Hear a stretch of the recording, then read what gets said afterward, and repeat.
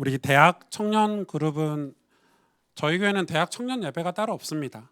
앞으로도 대학 청년이 아무리 많이 모여도 예배를 만들지 않을 예정이고,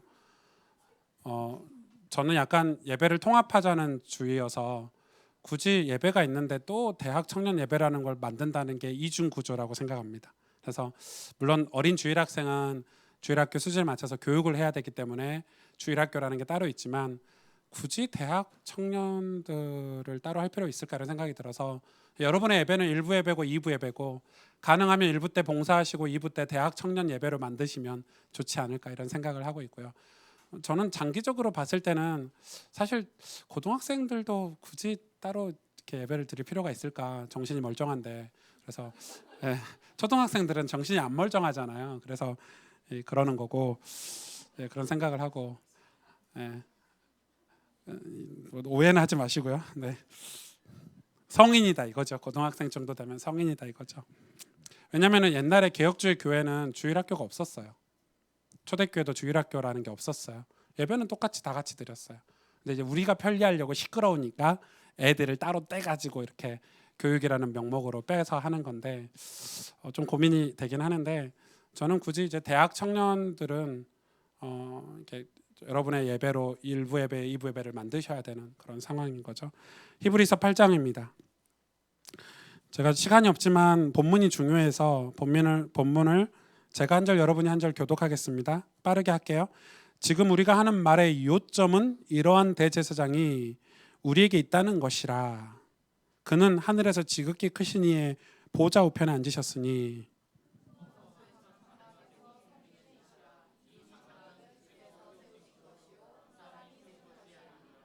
대제사장마다 예물과 제사 드림을 위하여 세운 자니 그러므로 그도 무엇인가 드릴 것이 있어야 할지니라.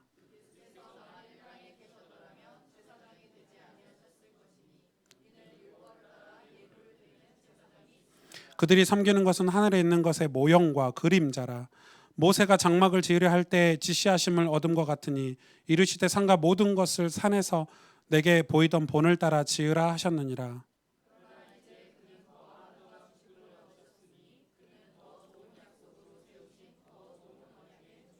저 첫 언약이 무흠하였더라면 둘째 것을 요구할 일이 없었으려니와.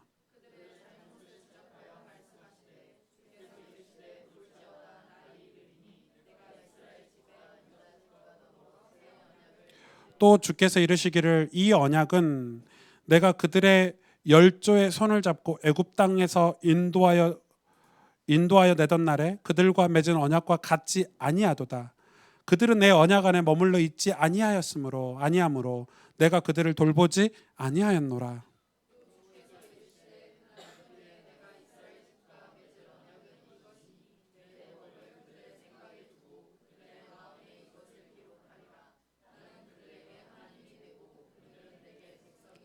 또 각각 자기 나라 사람과 각각 자기 형제를 가르쳐 이르기를 주를 알라 하지 아니할 것은 그들이 작은 자로부터 큰 자까지 다 나를 알미라.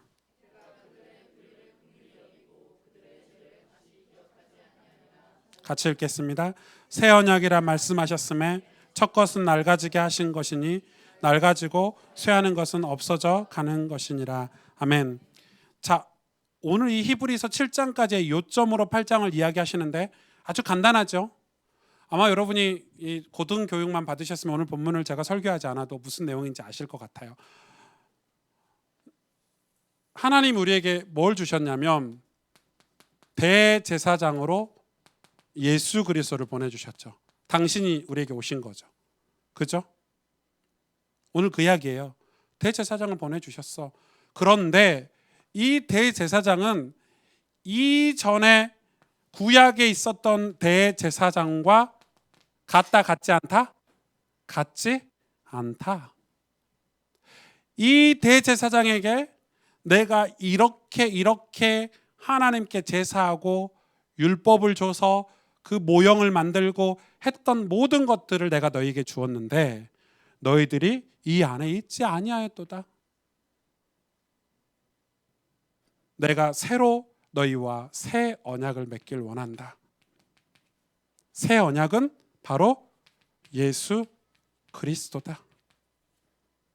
이전 것은 낡아지고 새 언약은 날로 새로워질 것이다. 자, 이건 율법이죠. 율법은 우리의 죄를 밝히는 몽학 선생과 같은 역할을 해요. 그죠? 율법이 필요해요, 안 필요해요? 반드시 필요해요. 그러나 예수 그리스도와 예수 그리스도로 믿음이 성장한 사람에게는 율법이 더 이상 필요하지 않게 돼요. 국가의 법이 죄인에게는 필요해요. 맞죠? 맞잖아요. 그러나 국가를 사랑하고 반듯하게 사는 이제 법을 잘 지키는 이 법치하는 사람에게는 더 이상 법이 필요하지 않아요. 필요 없다는 말은 법을 버리란 말이 아니잖아요. 법이 없어도 법 안에서 자유할 수 있는 거예요. 왜? 이미 삶이 변화됐기 때문에. 예수님을 알면 알수록 율법과 멀어지게 돼요. 이 말은 율법이 필요 없단 말이 아니고 율법이 있지만 상관이 없는 삶을 살게 되는 거예요. 오늘 8장의 정리 끝이죠.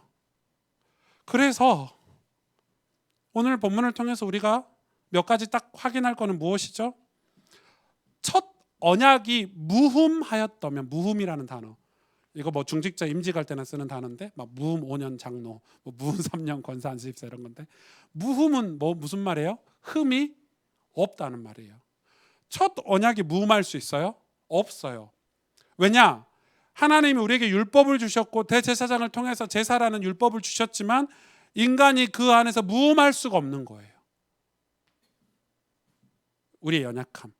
그래서 예수 그리스도를 통해서 우리를 무흠하게 하셨어요. 우리는 스스로 무흠할 수가 없어요.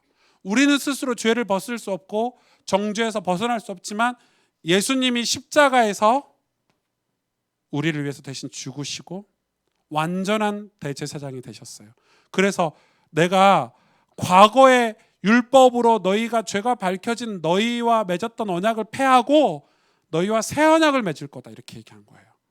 새 언약. 그러니까 이제 더 이상 제사를 지낼 이유가 없는 거예요. 더 이상 이 옛날 구약의 것에 매여 살 필요가 없는 거예요. 이걸 지금 오늘 히브리서 8장에서 요점이 이거다 하면서 설명하는 거예요. 우리의 대제사장은 이제 과거의 진짜 대제사장이 아니라 예수 그리스도가 우리의 대제사장이야. 이건 굉장히 좀 중요하죠. 저는 오늘 이 말씀을 통해서 우리가 몇 가지 좀 확인해야 될 게 있어요. 여러분, 새 언약이라고 했을 때, 새 언약이 예수 그리스도라는 사실을 알았을 때, 우리가 새 언약이 예수 그리스도라는 사실을 알았을 때 우리의 신앙의 모든 대상이 예수 그리스도인가?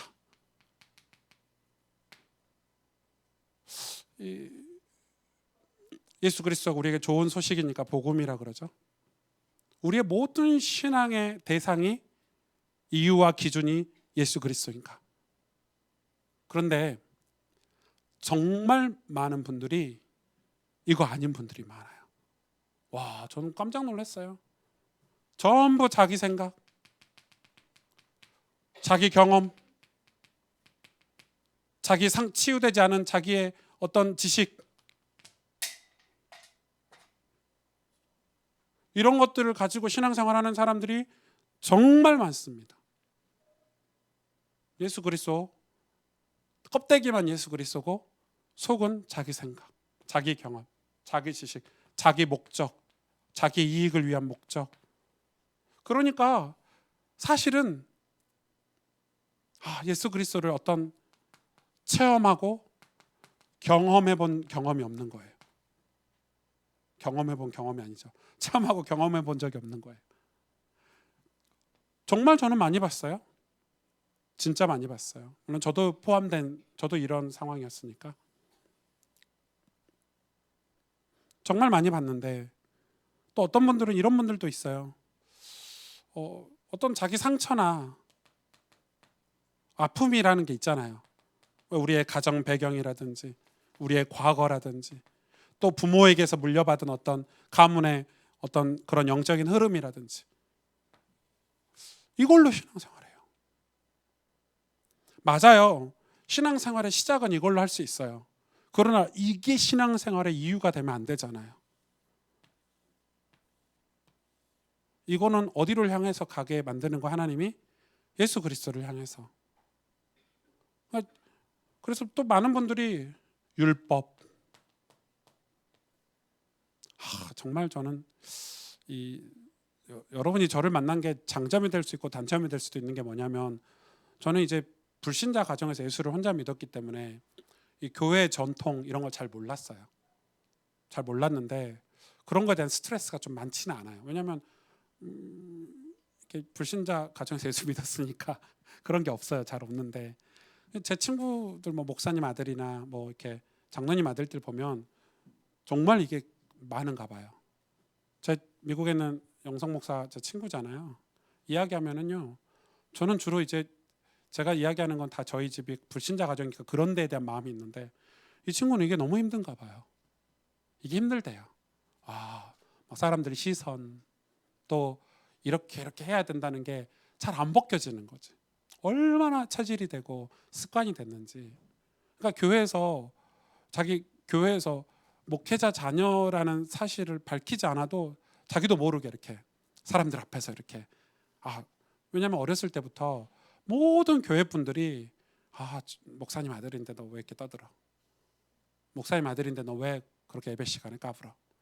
목사님 아들인데 이걸 탁 여러분 한빈이를 부를 때 목사님 아들이라고 부르지 말아주세요. 그냥 오한빈이라고 불러주세요. 목사님 아들인데, 장로님 아들인데, 얘는 그것대로 산 거예요. 맞춰서 착하니까. 그러니까 자기의 틀이 딱 그렇게 갖춰져 버린 거죠. 그러니까 만약에 예수님을 안 만났으면, 복음을 안 만났으면 평생 이렇게 살아가는 거예요. 여러분, 어떤 이 교회 안에 있는 전통들 있잖아요. 전통은 좋은 거예요. 전통 없는 민족은, 이 과거를 모르는 민족은 발전할 수가 없어요. 그러나 여기에 매여서 살 필요는 없어요. 트렌드는 계속 바뀌어요.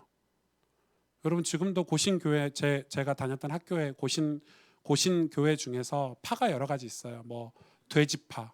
왜 돼지파인지 아세요?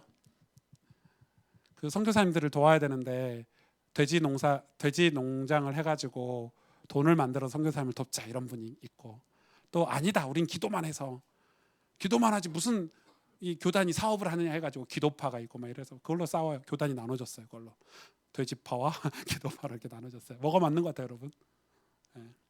그 고신 교단의 극보수 교단, 고신 교단 안에 그 보수 교단은요, 드럼, 신디, 이런 키탑 이런 게 아예 없어요. 지금도. 뭘로만 예배드리냐면 풍금 있죠. 오르간 같은 거, 그것밖에 없어요. 그 교회요, 여러분 지금 성은이 머리에 뭐 말고 있는데 난리 나요. 아니 말고 있어 계속. 아니 빼라는 말이 아니잖아. 성은아, 말고. 장로님 청바지 입고 교회 가면요, 교회 못 들어온대요. 청바지 입고 장로가 교회를 와? 지금도 있어요, 그런 교회가. 그래가지고요, 풍금밖에 없어요, 교회가. 저 그런 교회 가서 좀 깜짝 놀랐네요. 그래서 예배 갔더니요, 다 줘라.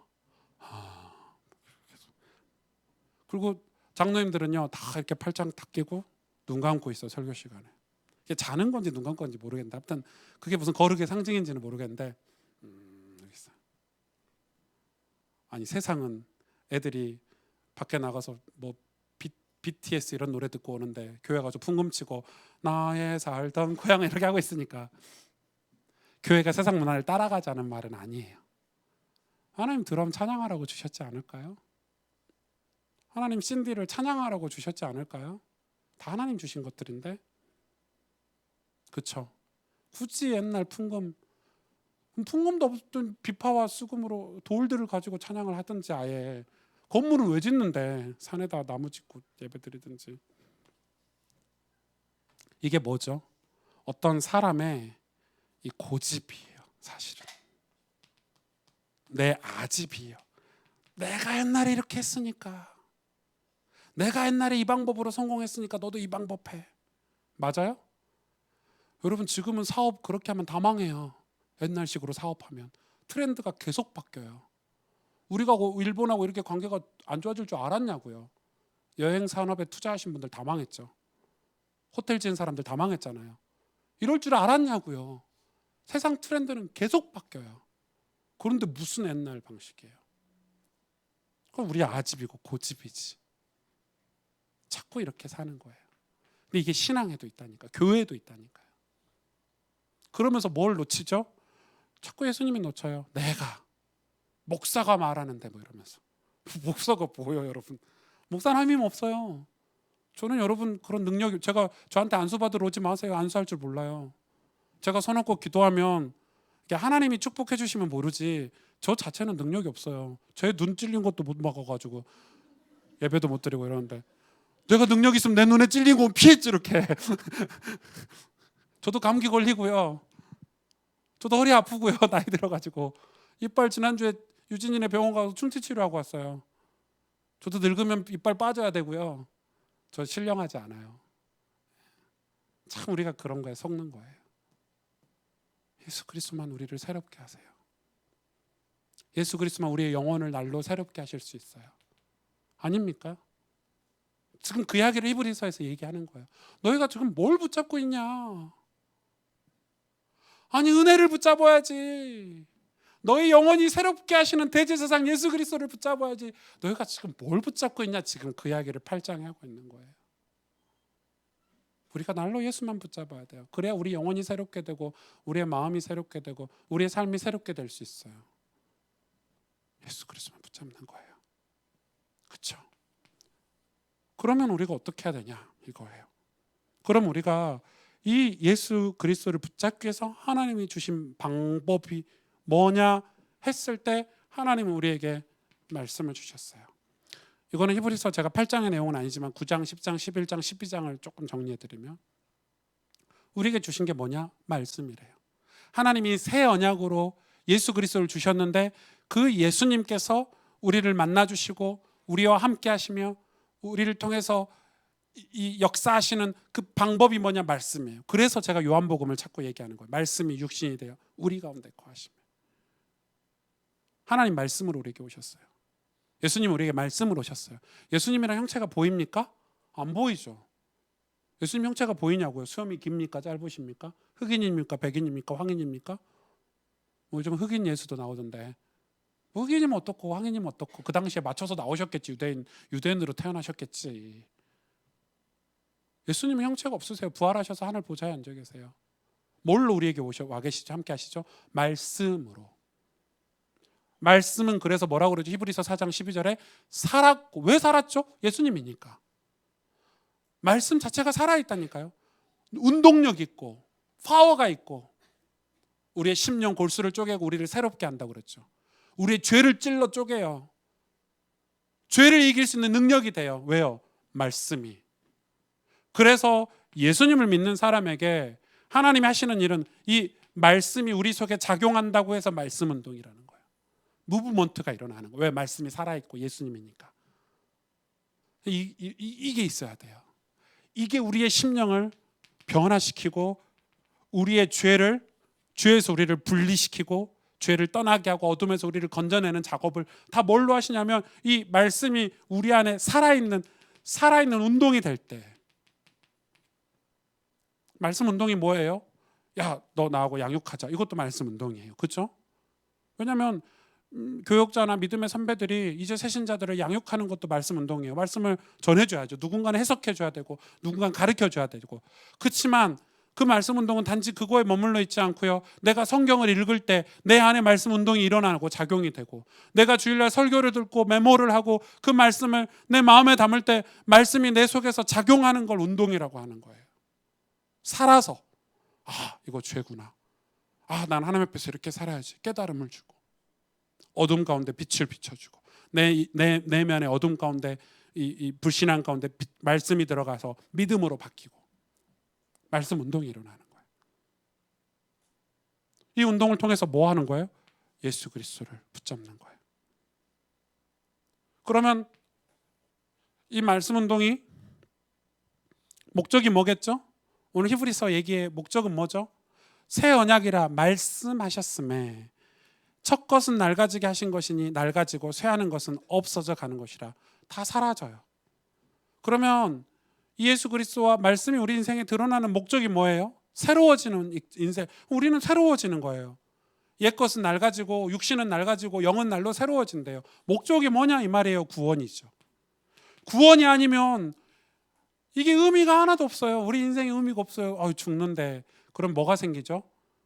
우리 인생에 만약에 구원이라는 게 없고 내세가 없다면은 그냥 뭐 인생 별거 없네 하고 다들 막 자살하고, 그죠? 인생 뭐 별거 없네 이렇게 살아도 맨날 먹고 자고 그런 게 딱 꽂히면요, 우리가 이렇게 살아서 뭐하냐, 죽어버리자고 죽는 사람들도 많잖아요. 그런 철학들이 생기는 거예요. 자꾸. 왜? 구원을 모르니까 철학의 끝은 뭐예요? 허무예요. 허무. 인간을 막 조사했는데 별거 없거든요. 인간이 원래 선하게 태어났니? 뭐 인간이 악하게 태어났니?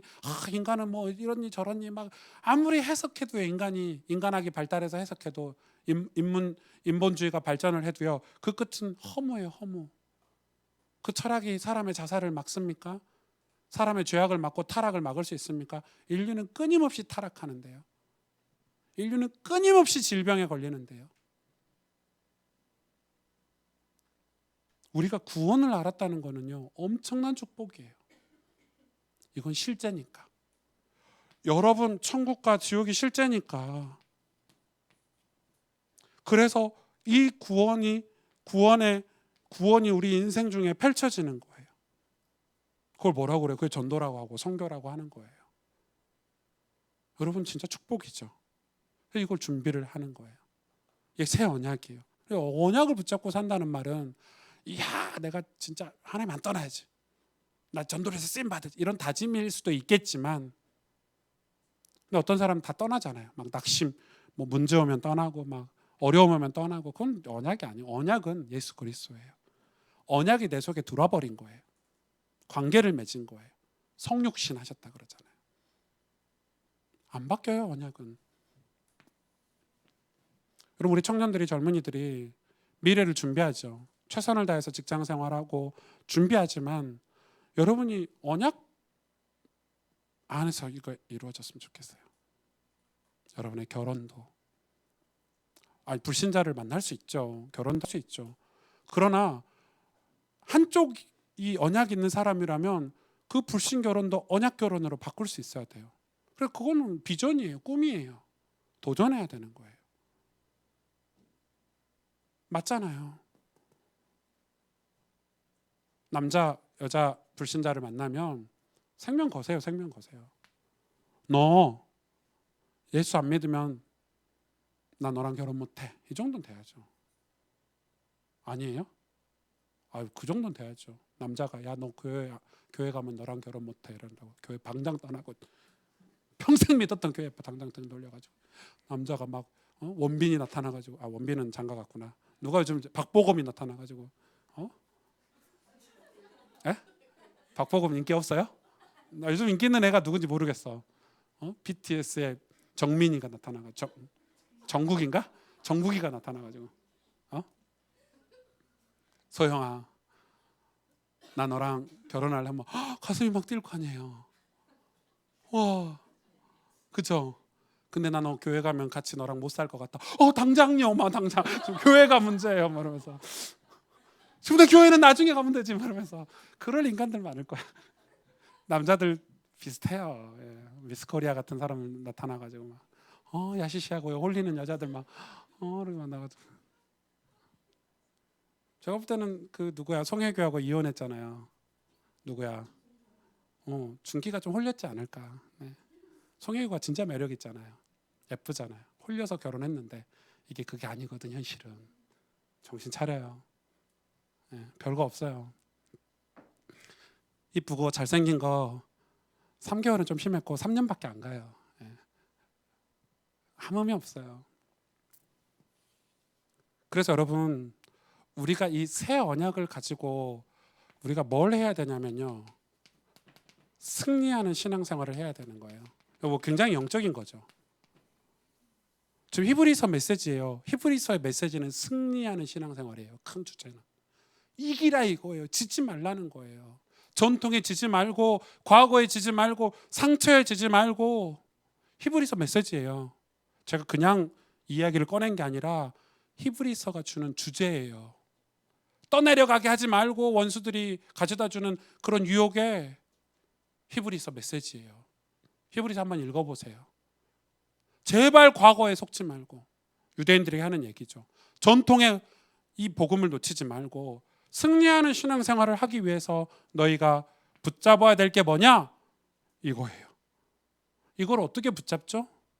여러분, 그래서 여러분에게 하나님이 주신 제도 중에 가장 중요한 제도가 예배예요.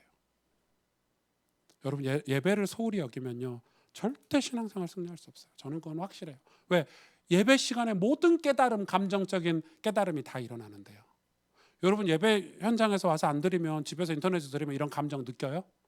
안 느껴져요. 저도 지난주 눈 찔려갖고 위에서 드렸거든요. 목양실에서. 안 느껴져요. 그래서 아프네 막 이러면서 목마르네 하고 물도 마시고 화장실 가고 화장실 갔다 오고 TV니까 누가 뭐 죄송합니다. 좀 쪽팔린데 사실이에요. 해봤다니까요. 목양실에서 예배 드리니까 예배가 안 돼요. 피곤하네 막 이러면서 눈이 아프니까 눈 이래가지고. 예배, 살아있는 예배.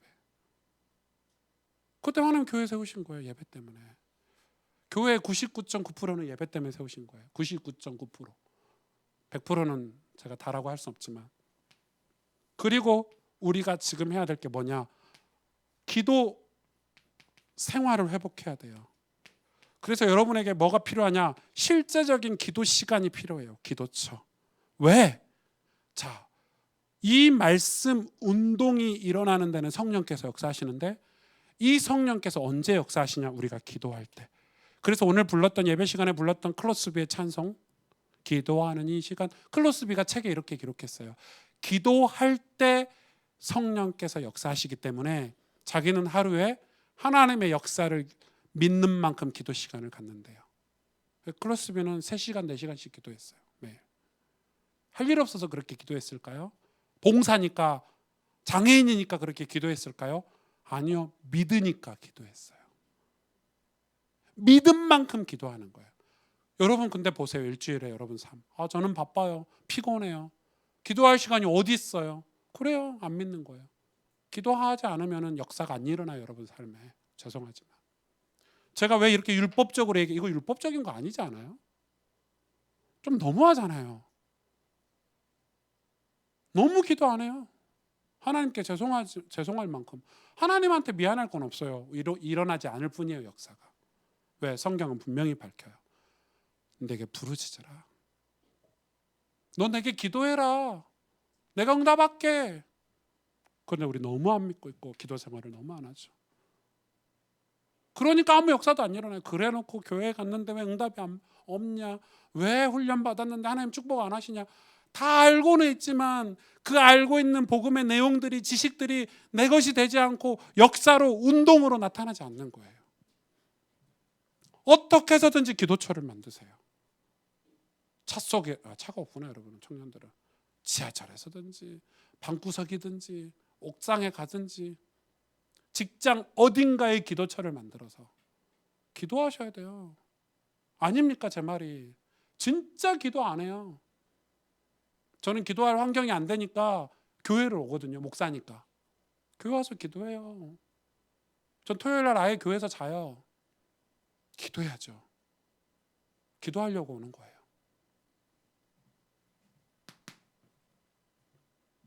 이게 승리하는 신앙생활이에요. 우리 너무 기도 안 하지 않아요? 안 하는 게 아니라 아예 안 하지. 근데 뭘 믿어요? 믿음의 증거가 뭐예요? 기도예요. 믿는 만큼 기도하는 거예요. 그리고 우리가 반드시 뭐가 있어야 돼요? 목적이 있어야 되는데, 이 목적이란 단어는 좋은 단어 아니죠. 그런데 제가 왜 이해하기 쉽게 목적이라는 단어를 먼저 썼냐면, 이 꿈이라는 단어를 이해시키기 위해서. 반드시 신앙생활하면서 비전을 가지고 있어야 돼요. 꿈을 가지고. 근데 성경은 비전이라는 단어보다 꿈이라는 단어가 훨씬 더 많아요. 비전이라는 단어도 있지만 그때마다 다르게 사용하셨지만 드림이라는 단어가 더 많더라고요. 하나님 꿈을 주신대요. 꿈을 꿔야 돼요. 신앙생활은 꿈이 없으면 왜 신앙생활을 하지? 승리하는 모습을 우리 머릿속에 이미지로 가지고 있어요. 나는 승리할 거야. 난 여기서 벗어날 거야. 나는 축복받을 거야. 나는 복음 전할 거야, 열방에. 나는 하나님 앞에 쓰임받는 중직자가 될 거야. 나는 하나님의 믿음의 가정을 이룰 거야. 여러분, 그건 꿈이에요. 꿈대로 돼요. 맞죠? 그런데 우리는 꿈 자체를 안 꿔. 그러니까 실제 삶은 불신자의 삶을 계속 살아. 왜? 꿈이 없으니까 막 사는 거야. 꿈 있는 사람은 절제할 수 있죠. 꿈을 위해서 절제할 수 있잖아요. 꿈 있는 사람은 인내할 수 있어요. 진짜 꿈 있는 사람은 공부하고요, 점검하고요, 도전하죠. 아닙니까? 불신자도 진짜 비전 있는 사람은 도전해요. 막 안 살아요. 여러분, 불신자들, 수준 높은 사람들 대화해 보면요, 우와, 진짜 부끄럽다 할 정도로 멋있어요. 달라요, 삶이. 근데 우리가 하나님의 꿈을 가지고 있는데 이 꿈이 팩트가 아닌 거예요. 사실이 아닌 거예요. 리얼이 아닌 거예요. 다 꿈 안 꿔요. 물어보면 예수 믿는 사람들 만나서 이렇게 대화하잖아요. 진짜 깜짝깜짝 놀래요. 제가 이렇게 기대고 있는 게 너무 편해가지고 지난주에 알게 됐어요. 기대고 있는 게 너무 편하다는 거. 제가 지금 설교 5편째잖아요. 허리가 그 진짜 깜짝 놀라요. 실제 물어보면요, 와, 꿈 없어요. 꿈 없어요. 하나님 주신 꿈 아니에요. 다 자기 생각, 자기 비전, 자기. 이거를 말씀으로 점검하지 않으면 자칫하면 평생을 교회 다니면서 나중에는 하나님하고 상관없는 인생, 바리새인처럼. 우리가 하나님을 두려워해야 되는 내용이에요. 오늘 히브리서 8장 말씀을 가지고 새 언약이라는 단어를 딱 붙잡아요. 새 언약은 누구라고요? 예수 그리스도. 예수 그리스도만 우리에게 새 거예요. 예수 그리스도만 우리 인생을 살릴 수 있고 예수 그리스도만 우리를 새롭게 하실 수 있으세요. 그의 빛만이 어둠을 물리칠 수 있어요. 우리의 노력, 우리의 과거, 우리의 애씀으로는 구원받을 수, 우리의 공로는 구원받을 수 없어요. 율법으로 우리의 모든 죄가 드러났는데 그리고 우리에게 주신 게 예수 그리스도잖아요. 그래서 예수 그리스도를 만나고 가까이 하는 방법으로 주신 방법들이에요. 예배. 예배는 말씀하고 같아요. 기도. 성령의 도우심을 통해서 복음을 깨닫는 거예요. 여러분 삶의 축복으로 바꿀 수 있는 유일한 길은 기도예요. 기도할 때 성령께서 움직이고 기도할 때 천군 천사가 움직이잖아요. 그렇죠? 기도 안 하는데 무슨 천군 천사가 움직여요. 지시를 해야 움직이지. 그리고 꿈. 하나님이 그리스도 안에서 여러분에게 주시는 꿈. 가정을 복음하는 꿈. 이 나라를 변화시키는 꿈. 민족을 살리는 꿈. 같이 꿔야 되지 않을까요? 이 강남을 복음화할 꿈. 이 서울 도시 안에 우리 수많은 청년들이 일어나는 꿈. 저는 꿈꾸고 있거든요. 눈만 감으면 막 청년들이 우리 교회에 막 몰려오는 꿈이 있어요. 제 꿈이 아니고 구약에 보니까 그래요. 원방에서 아들딸들이 몰려온대요.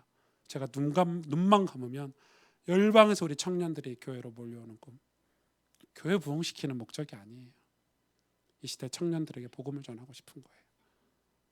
근데 진짜 저는 꿈꿨는데 제가 개척 시작할 때 하나님 한 5년 정도 우리 교회 한 100명 정도 청년들이 모이게 해주는데 진짜 딱 100명 모였어요. 아, 내 꿈이 너무 작았구나. 이한 기도할 때 한 1000명 할 걸. 진짜 딱 100명 왔거든요. 딱 교회 개척한 지 5년 만에 딱 출석 성도 100명. 그래서 여러분 이제 지금은요. 꿈을 좀 바꿨어요. 서울의 모든 청년들이 이러면 그건 내 욕심이에요. 왜? 교회가 몇 개인데요. 저 교회도 가야 되고 저 교회도 가야 되고 목사님들 다 기도할 텐데. 그래서 하나님 진짜 우리 교회가 감당할 수 있는 작은 조각과 같은 교회지만 하나님 건강하고 축복된 교회가 돼서 청년들을 살리고 우리 젊은이들을 살리는 교회가 되게 달라고 기도하고 있어요. 여러분 이 기도를 같이 했으면 좋겠고요. 이 새 언약을 가지고 여러분 승리하는 청년들 되시길 바랍니다. 전도사님 광고할 것 같은데 8월달에 우리 제가 청년들하고 이렇게 좋은 시간 갖자고 이렇게 했더니 이제 대학부는 대학부 따로 했으면 좋겠다. 이해가 가요. 그런 거라도 따로 하세요. 그래서 대학부 따로 이렇게 좋은 시간 가질 것 같고 청년들도 청년들 따로 이렇게 좋고 식사도 하고 대화도 하고 이렇게 가질 것 같은데 좀 좋은 우리 서로의 다름을 인정하고 또 서로 배려하고 또 서로 함께 갈 수 있는 그런 이 건강한 공동체가 되도록 여러분 함께 마음을 담아주시면 좋겠네요. 기도합시다.